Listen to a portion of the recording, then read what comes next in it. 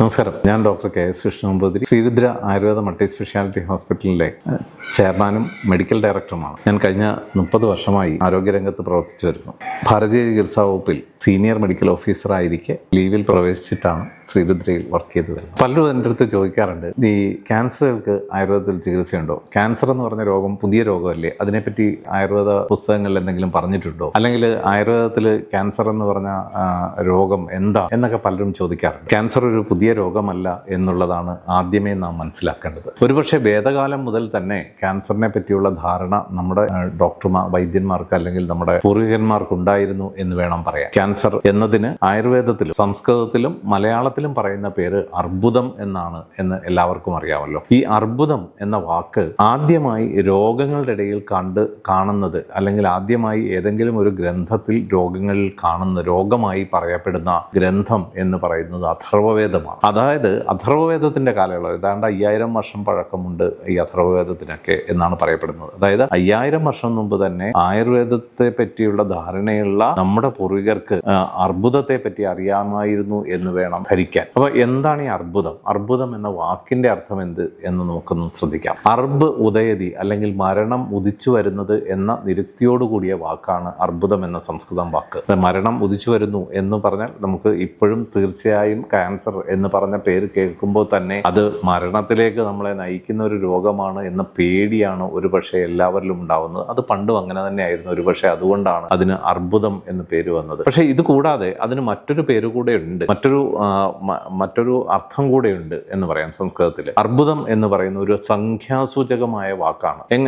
ദശലക്ഷം എന്നാണ് ആ സംഖ്യ വരുന്നത്. നമ്മൾ സാധാരണ പറയത്തില്ലേ, സംസ്കൃതത്തിൽ ഏകം, ദശം, ശതം, സഹസ്രം എന്നിങ്ങനെ 1, 10, 100, 1000 എന്നിങ്ങനെ നമ്മൾ മലയാളത്തിൽ പറയുന്നത് പോലെ സംസ്കൃതത്തിൽ അതിനെ പറയുന്ന ഏകം, ദശം, ശതം, സഹസ്രം, ഇങ്ങനെ ദശസഹസ്രം, ദശലക്ഷം കോശങ്ങളെ, അല്ലെങ്കിൽ കോശങ്ങളെ എന്ന് പറയരുത്, കോശത്തെ അന്ന് കണ്ടുപിടിച്ചില്ല, ദശലക്ഷം എന്ന വാക്കിനെ ആണ് അർബുദം എന്ന വാക്കുകൊണ്ട് ഉദ്ദേശിക്കുന്നത്. അപ്പൊ എന്തായിരിക്കും ഈ ദശലക്ഷം എന്നുള്ളതാണ് നമുക്ക് ഒരു സംശയം ഉണ്ടാവുക.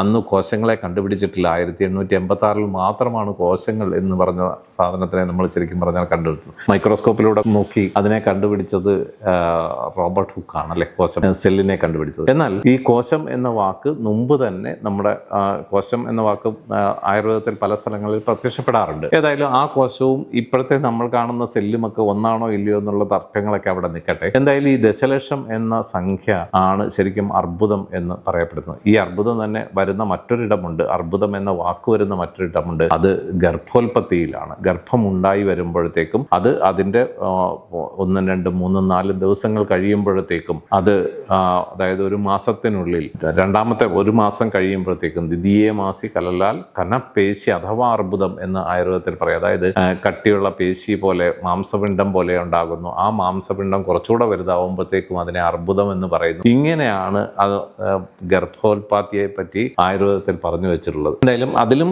ഏതാണ്ട് കോശങ്ങളുടെ എണ്ണത്തെയാണ് സൂചിപ്പിക്കുന്നത് എന്ന് നമുക്ക് മനസ്സിലാക്കാം. ക്യാൻസർ എന്ന് പറയുന്നത് തീർച്ചയായും കോശങ്ങളുടെ എണ്ണത്തിന് കൃത്യമായ പരിമിതിയുണ്ട്. ഓരോ കോശവും നമ്മുടെ ഓരോ അവയവത്തിലും ഓരോ കോശം എത്ര എണ്ണം ഉണ്ടാകണം എന്നുള്ളതിന് കൃത്യമായ പരിമിതികളുണ്ട്. ആ പരിമിതികളെ ഭേദിച്ചുകൊണ്ട് അത് കൂടുതലായി റീപ്രൊഡ്യൂസ് ചെയ്യുന്ന അവസ്ഥയാണ് ശരിക്കും അർബുദം എന്ന് പറയുന്നത്. അതായത് അർബുദം എന്ന് പറഞ്ഞത് കോശങ്ങളുടെ അനിയന്ത്രിതമായ വർധനവാണ് എന്ന് വേണമെങ്കിൽ പറയാം. ശരിക്കും അങ്ങനെ ഒരു ധാരണയോടുകൂടി തന്നെയാണ് ആയുർവേദത്തിലും അർബുദം എന്ന വാക്ക് ഉപയോഗിച്ചിരിക്കുന്നത് എന്ന് നമുക്ക് പിന്നീട് കാണാൻ കഴിയും. അതിൻ്റെ ചികിത്സയൊക്കെ നോക്കുമ്പോൾ ഏതാണ്ട് അങ്ങനെ തന്നെ നമുക്ക് കാണാൻ കഴിയും. ശരിക്കും ആയുർവേദത്തിൽ അതുകൊണ്ട് അർബുദത്തെ പറ്റി പറഞ്ഞിട്ടുണ്ടോ എന്ന് ചോദിച്ചാൽ ഒരു സംശയവുമില്ല.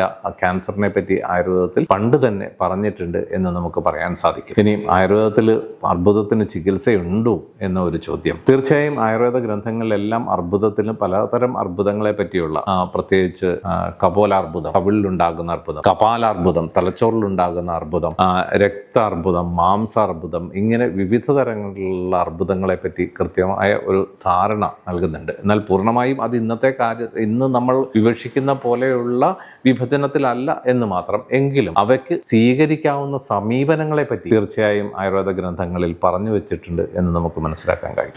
ക്യാൻസറിനെ ശരിക്കും ആയുർവേദത്തിലൂടെ ചികിത്സിക്കാൻ കഴിയും. തീർച്ചയായിട്ടും ആയുർവേദത്തിൽ ശരിക്കും ദോഷാടി പഠനാടിസ്ഥാനത്തിലാണ് രോഗങ്ങളെ ചികിത്സിക്കുന്നത് എന്നുള്ളത് കൊണ്ട് തന്നെ ക്യാൻസറിന്റെ വിവിധ അവസ്ഥകളിൽ ആയുർവേദ ചികിത്സ വളരെ ഫലപ്രദമായി നമുക്ക് ചെയ്യാൻ സാധിക്കും. അതിൽ ഏറ്റവും ആദ്യം നമുക്ക് നോക്കേണ്ടത് അത് ഒരു സ്വതന്ത്ര ചികിത്സയായി അല്ലെങ്കിൽ ഫസ്റ്റ് ലൈൻ ട്രീറ്റ്മെന്റ് ആയി അഡോപ്റ്റ് ചെയ്യാൻ പറ്റുമോ എന്നുള്ളതാണ്. തീർച്ചയായും പല രോഗങ്ങളിലും പ്രത്യേകിച്ച് നമുക്ക് ഇന്ന് അറിയാൻ പറ്റുന്ന ചില ക്യാൻസറുകളുണ്ട്. ഉദാഹരണത്തിന് പാങ്ക്രിയാറ്റിക് ക്യാൻസറുകൾ വന്നു കഴിഞ്ഞാൽ ഏറ്റവും മോശം സർവൈവൽ ഷിപ്പുള്ള അല്ലെങ്കിൽ ക്യാൻസർ വന്നു കഴിഞ്ഞാൽ ഏതാണ്ട് 6% മാത്രം ഒരു വർഷത്തിൽ അപ്പുറത്തേക്ക് ജീവിച്ചിരിക്കാൻ സാധ്യതയുള്ള ക്യാൻസറുകളിലൊന്നാണ് പാങ്ക്രിയാറ്റിക് ക്യാൻസർ. ഈ പാങ്ക്രിയാറ്റിക് ക്യാൻസറിൽ പോലും ആയുർവേദ ചികിത്സ വളരെ ഫലപ്രദമാണ്. ഒരു ഫസ്റ്റ് ലൈൻ ട്രീറ്റ്മെന്റായി അഡോപ്റ്റ് ചെയ്യാൻ പറ്റും. പിന്നീടുള്ളത് തൈറോയ്ഡ് ഗ്രന്ഥിയുടെ ക്യാൻസറുകൾ, അതുപോലെ ലിവറിലുണ്ടാകുന്ന ക്യാൻസറുകൾ അല്ലെങ്കിൽ കരളിലുണ്ടാകുന്ന ക്യാൻസറുകൾ. ഈ ക്യാൻസറുകളിലൊക്കെ വളരെ ഭംഗിയായി തന്നെ നമുക്ക് വളരെ നന്നായി ആയുർവേദ ചികിത്സയിലൂടെ നമുക്ക്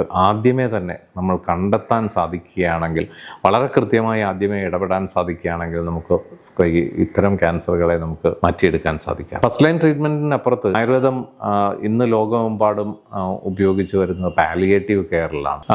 ലോകത്ത് തന്നെ പല റിസർച്ചുകളും ഈ പാലിയേഷൻ സംബന്ധിച്ച്, ക്യാൻസർ പാലിയേഷൻ സംബന്ധിച്ച് ആയുർവേദവും ഹെർബൽ ഡ്രഗ്സും ഉപയോഗിച്ചിട്ടുള്ള പാലിയേഷൻ സംബന്ധിച്ചിട്ട് വളരെയേറെ ചർച്ചകളും റിസർച്ചുകളും നടന്നു വരുന്നുണ്ട്. ആയുർവേദത്തിൻ്റെ ചില സമീപനങ്ങൾ, ചില ഔഷധങ്ങൾ, ചില പ്രയോഗങ്ങൾ ഒക്കെ തീർച്ചയായും പാലിയേറ്റീവ് രംഗത്ത് വളരെയേറെ ഫലപ്രദമായി നമുക്ക് ചെയ്യാൻ കഴിയും. പാലിയേഷൻ എന്ന് പറഞ്ഞത് മരണമടുത്തതിൻ്റെ ലക്ഷണമായി എടുക്കേണ്ട, മറിച്ച് രോഗത്തിൻ്റെ തീവ്രതയെ കുറയ്ക്കുന്നതിനുള്ളതും രോഗിക്ക് ജീവിതത്തിലെ ഒരു ക്വാളിറ്റി ഓഫ് ലൈഫ് അല്ലെങ്കിൽ അവൻ്റെ ജീവിതത്തിൻ്റെ അതിൻ്റെ ഒരു സ്വാതന്ത്ര്യവും അതിൻ്റെ ഒരു സന്തോഷവും നിലനിർത്തിക്കൊണ്ട് തന്നെ രോഗത്തിലൂടെ കടന്നു പോകുന്ന ഒരവസ്ഥയിലൊക്കെ പാലിയേഷനെ നമുക്ക് പ്രയോഗിക്കാം. ഇത്തരം ഒരവസ്ഥയിലൊക്കെ ആയുർവേദം വളരെ കൃത്യമായി ഉപയോഗിക്കുന്നതിലൂടെ നമുക്ക് വളരെയേറെ നല്ല വ്യത്യാസങ്ങൾ രോഗിക്കും കുടുംബത്തിനും ഉണ്ടാക്കിയെടുക്കാൻ സാധിക്കും.